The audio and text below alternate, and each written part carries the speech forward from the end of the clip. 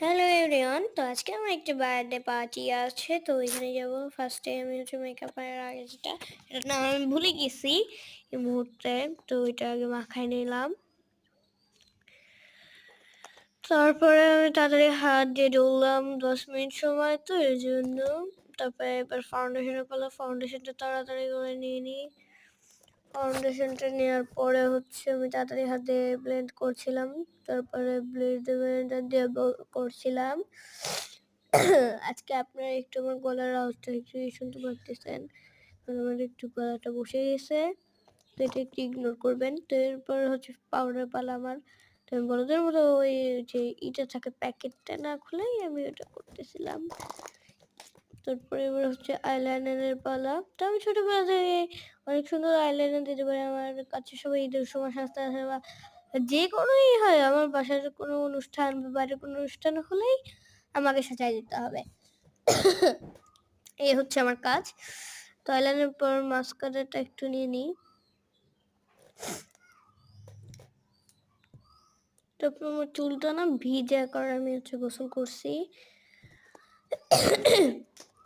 সকালবেলা। না গোসল করবো তো দেখেন আমার আইশ্যাডো প্যালেটটা খুলতেছে অনেক শক্ত, ধস্তা ধস্তা করার পরে খুলছে ফাইনালি।